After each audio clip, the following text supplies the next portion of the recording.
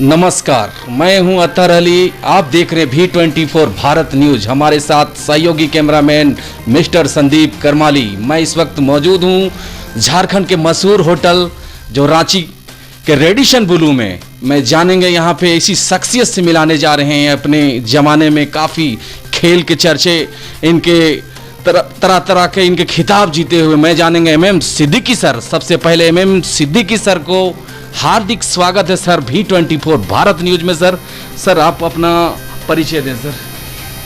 MM Siddiqui, मैं CMPDI में अभी जॉब कर रहा हूं और अपने खेल के बलबूते पे अपनी नौकरी को वहां मैं पाया हूं और करीब करीब अपने इस 30 साल के कैरियर में इंडिया के हर कोने में मैंने बड़े बड़े खिलाड़ियों के साथ क्रिकेट खेला जो इंडिया को रिप्रेजेंट कर चुके हैं। मैं अपने बारे में कुछ कहने से पहले मैं तो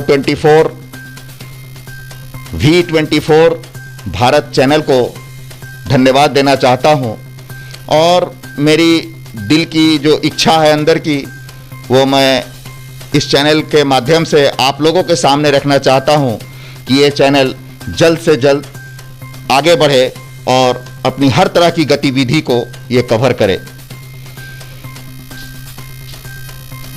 सर क्या उपलब्धियां रहा है अब सर, और किसको देख के आप क्रिकेट के क्षेत्र में आए थे सर?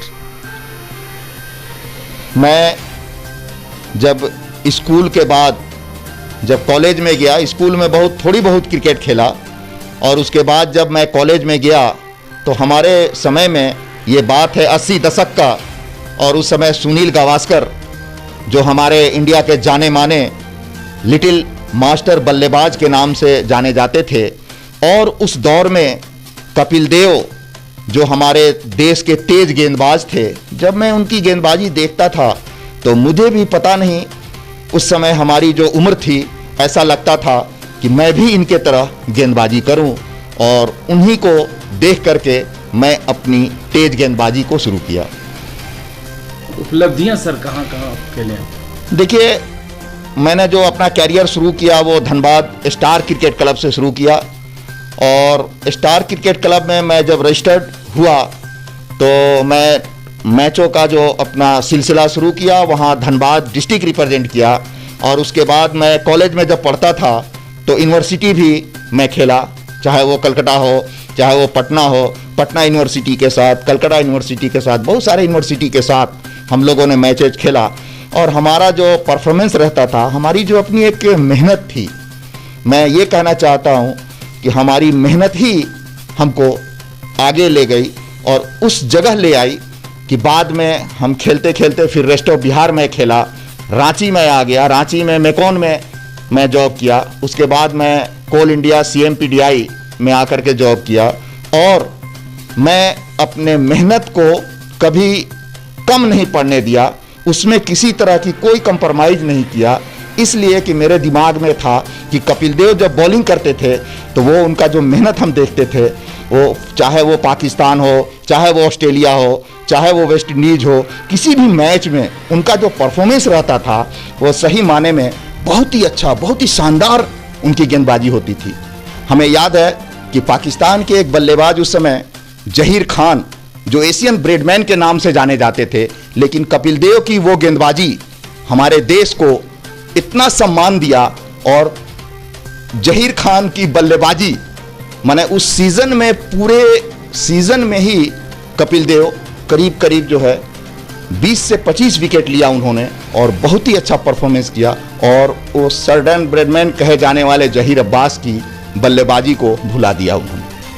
तो उनका जो एक मेहनत था वो हमेशा मेरे दिल और दिमाग पे छाया रहा, और उसके बाद जो है मैं CMPDI के लिए काफ़ी मैचेज खेला, और उससे पहले मैं रेस्ट ऑफ बिहार रिप्रेजेंट किया, यूनिवर्सिटी खेला, डिस्ट्रिक्ट खेला, और बहुत सारे मैचेज इंडिया के, चाहे वो अजरुद्दीन हो, चाहे वो हमारे जितने भी इंडिया टीम के और प्लेयर, जितने भी हम लोग बड़े बड़े टूर्नामेंट जब खेलने जाते थे, शीश महल टूर्नामेंट हुआ करता था लखनऊ में, वहाँ जब हम लोग जाते थे तो वहाँ चेतन शर्मा मिल गए, वहाँ तो उन लोगों के साथ, इंडियन खिलाड़ियों के साथ जब खेलते थे तो एक अंदर की जो इच्छा थी, इच्छा शक्ति उनके साथ खेलने के बाद वो काफ़ी मजबूत होती गई, और हम लोग उस दौर में भी जितना मेहनत करते थे, हमारा जो एक खून पसीना जो बहता था, अपनी सच्चाई के साथ खेल को आगे बढ़ाए। जी, आप इंडिया टीम में सिलेक्शन नहीं हुआ, आपका क्या से कमी रह गया थोड़ा सा?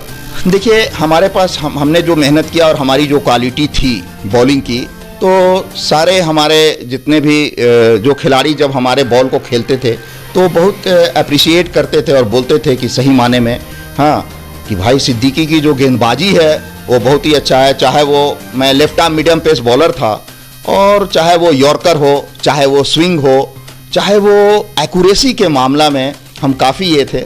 लेकिन कभी जो है हमें ऐसा नहीं लगा कि नहीं, हम जो है हमारे सामने इंडिया प्लेयर बैट्समैन जो है बैटिंग कर रहा है और हम जो है बहुत छोटे प्लेयर हैं। एक मन में ये था कि नहीं, हमको आगे खेलना है, हमको अपने देश के लिए खेलना है। लेकिन कहीं ना कहीं कुछ जो है वो, चाहे वो बोलिए राजनीति बोलिए, या फिर उसके बाद जो है कुछ हमारा इंजरी भी हुआ, जिसके वजह से हम इंडिया नहीं खेल पाए, आगे नहीं माने बढ़ पाए। यही रीज़न है। ये आप सुन रहे हैं MM सिद्दीकी, जो झारखंड में काफ़ी परचम लहराए थे अपने ज़माने में। 1974 ईस्वी से क्रिकेट की दुनिया में आए थे। बैडमिंटन के क्षेत्र में कोल इंडिया में भी अपना जलवा बिखेर चुके हैं। हम इनसे जानेंगे, सर आपका रोल मॉडल खिलाड़ी कौन रहा था सर आपका? देखिए, क्रिकेट में तो मैं आपको बताया ही कि उस दौर में जो हमारे इंडिया के बहुत अच्छे बल्लेबाज थे, वो आपको सुनील गावस्कर, संदीप पाटिल, वेंगसरकर, विश्वनाथ, और बॉलिंग में जहाँ तक जो है मैं हमेशा जो है वो, उसके बाद जो है जो एक्चुअली मैं बायां हाथ का गेंदबाज था, तो मैं बाद में जब धीरे धीरे क्रिकेट को समझने लगा तो पाकिस्तान का एक गेंदबाज थे वसीम अकरम, जो बाएं हाथ से गेंदबाजी करते थे। हमारे यहाँ करशन घावरी थे जो भी बाएं हाथ से गेंदबाजी करते थे, उनके साथ कपिल देव के साथ बॉलिंग किया करते थे। तो रोल मॉडल और चाहे जो भी बोलिए, मैं बहुत ही वसीम अकरम का देखते थे कि जब वो मैच खेलते थे तो 5 विकेट, 6 विकेट, 7 विकेट तक ले जाते थे। तो मैं उनका जो है कहीं कहीं से कैसेट जुगाड़ करके और वो टीवी पर बैठ करके उनका जो है देखते थे कि वो कैसे बॉलिंग कर रहे हैं। बहुत सारा चीज़ उनसे सीखा मैंने कि भाई कैसे हमको बॉलिंग करना है। तो रोल मॉडल का जहाँ तक सवाल है तो आदमी सीखता ही है किसी न किसी को देख करके, लेकिन हमने हमेशा अपने मेहनत को आगे रखा और हमेशा सच्चाई के साथ अपनी जीवन का जो खेल का जो शुरुआत है मैंने किया और उसमें सफल भी हुए। जी, कुल मिला के सर बता रहे हैं अपने ज़माने में वसीम अकरम जिस तरह के पाकिस्तान जो तहलका मचाया था पूरे दुनिया में, उसी तरह ये भारत में सर MM सिद्दीकी सर अपने बॉलिंग से, अपने रिवर स्विंग से नचाते थे, बैट्समैनों को काफ़ी परेशान करते थे। अब जानेंगे सर क्या उपलब्धि रहा झारखंड में, कितना सीट आप काबिज किए, आप किस किस मुकाम में पहुँचे, ये चीज़ जानेंगे सर आपसे। देखिए, हम जब जॉब में आए अपना कोल इंडिया और CMPDI में, तो बहुत सारे मैचेज हम लोग खेलते थे, बड़ा बड़ा टूर्नामेंट खेलते थे।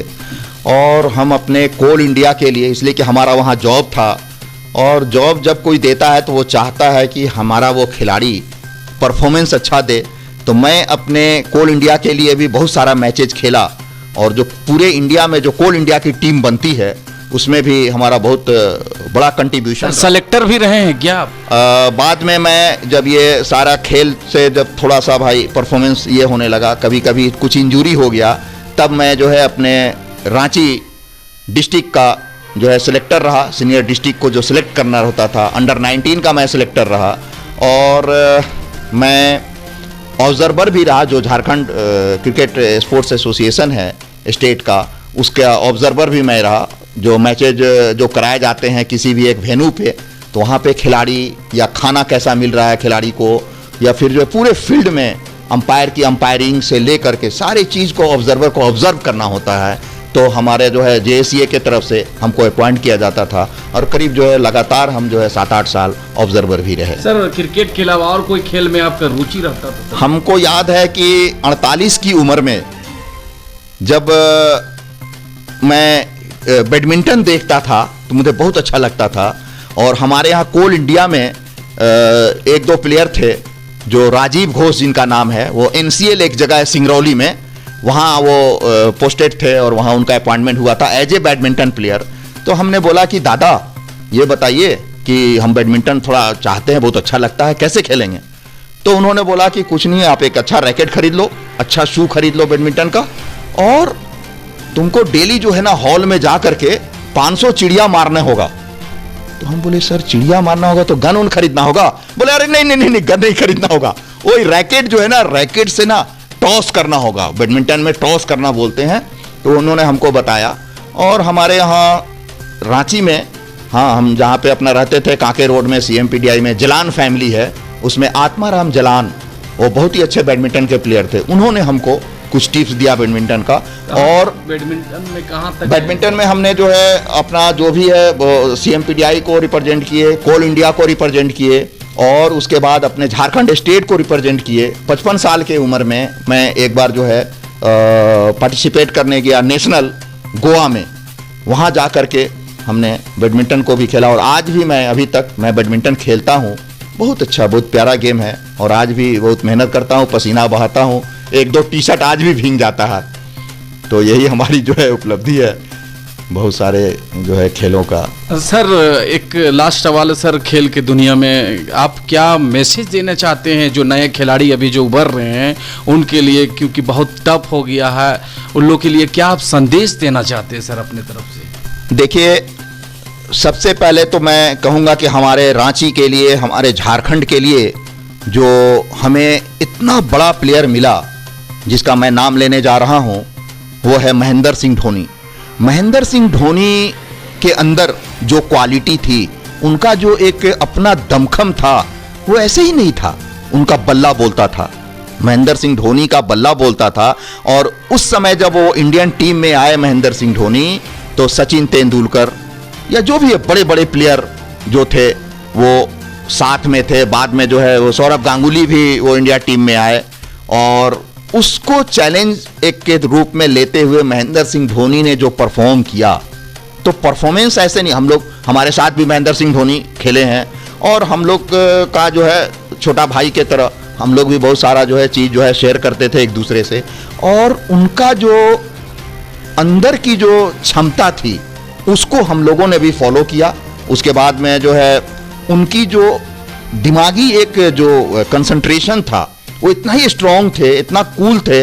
आपको भी याद होगा कि कैप्टन कूल के नाम से उन्हें बुलाया गया, इसलिए बुलाया गया कि वो लास्ट बॉल तक जब ग्राउंड में डिसीजन नहीं होती थी मैच का कि कौन हारेगा कौन जीतेगा, उस समय तक वो जुझारूपन उनका जो था, लड़ने की जो उनकी क्षमता थी, वो दिमागी तौर पे भी बहुत अच्छा था, बहुत कूल रहते थे वो। संदेश क्या देंगे आप?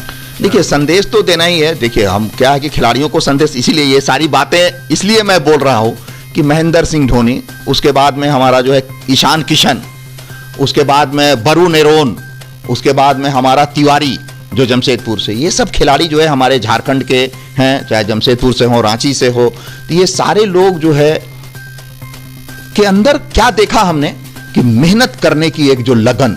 तो मैं यंग खिलाड़ी को भी हमेशा यही बोलना चाहता हूं कि वो मेहनत करें। देखिए, अंग्रेजी की बहुत अच्छी लाइन है कि सक्सेस नीड हार्ड लेबर। कहा गया है कि सफलता के पीछे जो है आदमी की मेहनत जो है हमेशा काम आती है। और हमने वो महेंद्र सिंह धोनी के अंदर देखा, वो ईशान किशन के अंदर देखा। तो हमें, हमारे जितने भी यंग जनरेशन जो नए लड़के हैं, उनको मैं यही संदेश देना चाहता हूं कि मेहनत कीजिए और सच्चाई के साथ कीजिए। अगर ईमानदारी के साथ आप मेहनत कीजिएगा, अपने देश को जरूर रिप्रेजेंट कीजिएगा, अपने देश का नाम रोशन कीजिएगा, जिस तरह इन खिलाड़ियों ने किया।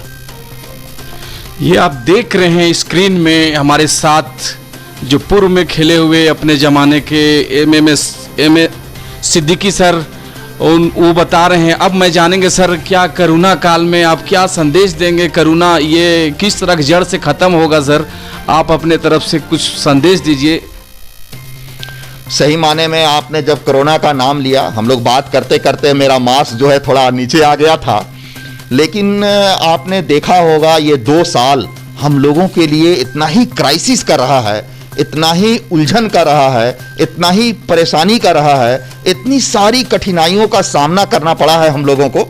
चाहे वो हमारे देश के प्रधानमंत्री हों, चाहे वो हमारे देश के जो भी लोग हैं, वो बहुत परेशान रहे इन 2 सालों में। और जिस तरह से मौत हुई है, इन 2 सालों में इस कोरोना को लेकर के, कोरोना को समझ पाना बहुत मुश्किल काम था। लेकिन हमारे देश के जो भी हमारे सेंट्रल के जो हमारे प्रधानमंत्री हैं, हमारे होम मिनिस्टर हैं, और हमारे ख़ास करके हमारे रांची के जो हमारे आपको मुख्यमंत्री, उनका जो एक रोल रहा है, इन लोगों की बहुत सारी मेहनतें रही है, या फिर हमारे बोलिए देश के हमारे जो डॉक्टर हैं, हमारे जो कंपाउंडर हैं, हमारे जो हॉस्पिटल के लोग हैं, उन लोगों ने जो सेवा की है, और हमारे ये जो पुलिसकर्मी हैं, इन लोगों का भी बहुत मेहनत रहा है, बहुत मेहनत रहा। और यही नहीं, हमारे रांची में, हमारे पलामू में, हमारे लोहरदगा में, हमारे रामगढ़ में, हमारे धनबाद में, हमारे बोकारो में, यहाँ के लोगों ने जो मेहनत किया, ऐसे लोग जो कि समाज सेवक के रूप में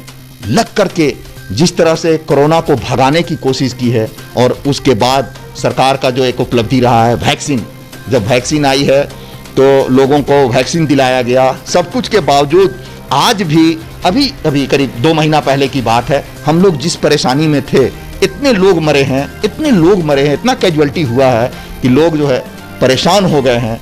हर घर में एक दूसरे का रिश्तेदार जो है वो क्या भाई, और तो वो तो चले गए, तो क्या दिल नहीं और आंख से आंसू क्या गिरेगा। माने हम लोग तो माने इतने परेशान थे। लेकिन उसके बावजूद मैं ये कहना चाहता हूँ कि हमारे इस झारखंड राज्य के जो अभी मुख्यमंत्री हैं हेमंत सोरेन, और हेमंत सोरेन साहब की जो टीम है, उन लोगों का जो मेहनत है, हमारे जो हेल्थ के हमारे जो मिनिस्टर हैं, तो मैं इन लोगों को भाई सही माने में बधाई देना चाहता हूं। इन लोगों ने लग करके वैक्सीन का, और लोगों को कैसे वैक्सीन दिया जाए, 18 से 45 साल की उम्र का या 45 से एबव का, कैसे लोग बचें। उसके बावजूद मैं एक और मैसेज देना चाहता हूं इस कोरोना काल में कि आप जो है हमेशा मास्क को, ये नहीं कि आप वैक्सीन ले लिए तो आप बच गए, ऐसा नहीं है। आप मास्क को हमेशा लगाए रखिए, आप सैनिटाइजर और उसको हमेशा जो है उसका उपयोग कीजिए, आप हाथ हमेशा जो है कोशिश कीजिए कि धोएं, और इधर उधर कहीं छूछा ज़्यादा ना करें। तभी आपका जो है, कहा गया है कि जान है तो जहान है, तो आप जो है बचे रहेंगे, और यही हम जो है कहना चाहते हैं। जी सर, ये वैक्सीनेशन जो बोला जा रहा है कि मुस्लिम लोग बहुत कम लोग ले रहे हैं, ST/SC जो सुदूर इलाके के लोग हैं, गांव देहात के लोग हैं, वो लोग कम ले रहे हैं। उन लोग का गलत अफवाह फैलाया गया है कि इसको लेने के बाद उनकी मृत्यु हो जाती है 1 साल बाद, 2 साल बाद। तो आप कहाँ तक सत्य है और क्या उन लोग के लिए संदेश है आपका सर? नहीं, देखिए ये जो आप का जो सवाल है, ये थोड़ा सा बड़ा हमको माने विपरीत सवाल लग रहा है। ऐसी बात नहीं है, लेकिन देखिए हर समाज के लोग इस कोरोना को लेके डर गए हैं कि इतना माने कैजुअलिटी हो रहा है, इतनी मौत हो रही है, चाहे वो मुस्लिम समाज हो, चाहे वो हिंदू समाज हो, चाहे वो बंगाली समाज हो। देखिए वो बात नहीं है, लेकिन हाँ कुछ मुस्लिम समाज में भी ऐसा ये बातें आई है कि हाँ भाई वो वैक्सीन नहीं लेना चाह रहे, वो उनके दिल और दिमाग में दूसरे तरह की बातें या तो घुस गई है कि भाई वैक्सीन लिए तो मर गए। मान लीजिए कहीं ऐसा हुआ कि कोई वैक्सीन लिया, 1 दिन के बाद उसका डेथ हो गया। अब वो जानते ही अफवाह एक ऐसी चीज है, ये अफवाह जो है अब चला जो है धनबाद से, तो आते हुए जो है बोकारो, तो रामगढ़, तो ये तो रांची, माने सब जगह गांव गांव फैल गया कि अरे ऐसा हो रहा है, ऐसा हो रहा है। लेकिन ऐसी बात नहीं है। देखिए वैक्सीन तो ऐसी चीज है कि वैक्सीन आपको लेना चाहिए। वैक्सीन के बारे में हम थोड़ी सी बताना चाह रहे, हम बहुत टेक्निकल आदमी तो है नहीं। ये डॉक्टर लोगों से जब बात होती है तो लोग बताते हैं कि आपके बॉडी में जब वैक्सीन का ये इंजेक्शन दिया जाता है तो एंटीबॉडी जो बनाता है अंदर में जा करके वो वैक्सीन का ये लड़ाई करता है, और आपके वैक्सीन बॉडी को उस रूप में बना देता है कि वो जब आपके अंदर प्रवेश करे कोरोना, तो वो लड़ करके वो मर जाए और वो भाग जाए, जो भी हो। यही उसका रीजन है, और इसीलिए ये वैक्सीन दिया जाता है। तो हम इस चैनल, हमारा जो ये V24 भारत जो चैनल है, इस चैनल के माध्यम से मैं सभी लोगों को ये कहना चाहता हूं कि आप वैक्सीन जरूर लें, चाहे वो हिंदू हो, मुसलमान हो, चाहे जो भी हो, वैक्सीन जरूर लें। और उसके साथ जो है आप एहतियात बरते। देखिए हम चैनल पर बैठे हुए हैं, हम मास्क लगाए हुए हैं, इसलिए लगाए हुए हैं कि नहीं हमको इसका जो है उपयोग करना है, और ये सारी चीजें जो है हम लोग जो है इसको करें, तभी हम जो है सुरक्षित रह सकते हैं। और हम आपको पहले भी बोला है कि जान है तो जहान है, जी सर, मैं सर एक और सवाल है सर, जो फंगस बीमारी जो चल रहा है, ये बोल रहा है कि महामारी है, झारखंड सरकार घोषित कर दिया गया, इससे बचाव करने के लिए आपका क्या संदेश है सर? देखिए, ये सब जो है, ये सब जो चीज़ें हैं, ये थोड़ा टेक्निकल चीज़ है। जैसे आप फंगस के बारे में हमसे पूछ रहे, कोई बात नहीं है, लेकिन हमारे जो आज जो हेल्थ मिनिस्टर हैं, तो मैं ये सब मैसेज देखिए उनके द्वारा बहुत सारी चीज़ें आएगी। हम लोगों ने कुछ कुछ जो न्यूज़पेपर में पढ़ा और न्यूज़ में देखा कि कुछ मेडिसिन ऐसी है जिसके वजह से इस तरह की बातें आई, वो फंगस हो जा रहा है या इस तरह की बीमारी आ रही है। और सही माने में देखिए, हमारे जो मुख्यमंत्री सोरेन साहब हैं, देखिए बहुत समझदार हैं, हर तरह की बातों को वो जो है बहुत ही समझदारी से लेते हैं, बहुत सीरियसली लेते हैं और बहुत मेहनत करते हैं। वो हमको लगता है कि ये यंग समझिए कि अभी मुख्यमंत्री हैं और इनकी जो हर चीज़ होती है बहुत ही तरीके का होती है और हर चीज़ वो मेहनत के साथ करना चाहते हैं। तो उनका भी ये प्रयास है कि इस फंगस को भी हम जो है बढ़ने नहीं दें, और इसीलिए उन्होंने कहा कि देखिए भाई, ये फंगस जो इस तरह से आ रहा है, सेंट्रल गवर्नमेंट को भी उन्होंने कहा कि देखिए महामारी के रूप में हम लोग ले रहे हैं और इस पर जो है आप लोग ध्यान दीजिए। सर लास्ट सवाल सर आपका सर, ये तीसरी लहर जो बच्चों को काफ़ी नुकसान पहुंचाने वाला है, तो ये आप वैज्ञानिकों का कहना है, तो क्या ये सत्य है कि अफवाह है सर तीसरी लहर? देखिए, ये तो फिर मैं बोला हूँ, देखिए टेक्निकल चीज़ है। आपने सुना होगा बार बार न्यूज में WHO का नाम लिया जाता है कि WHO ने ऐसा बोला, WHO ने ऐसा बोला। तो देखिए है क्या कि ये जो है, फिर हम बोलना चाहेंगे कि हमारे जो डॉक्टर हैं या WHO की जो एक राय है वो, और हमारे जो वो साइंटिस्ट से बहुत ज़्यादा उन लोग का एक डिस्कशन होती है, मीटिंग होती है, इस तरह के जो है एक बैठ करके सजेशन लेते हैं कि भाई आखिर ये है क्या चीज़, किस तरह की ये लहर है कि भाई इस बार जो है बच्चों को भी बहुत ज़्यादा परेशानी होगी। तो वही है कि हम लोगों को बहुत ही प्रिकॉशन लेना है, अपने आप को सुरक्षित रखने के लिए अपने आप को जो है बचा के रखना है, चाहे बच्चे हों चाहे जो भी, और उनके लिए जो भी वैक्सीन आ रहा है वो ज़रूर लें।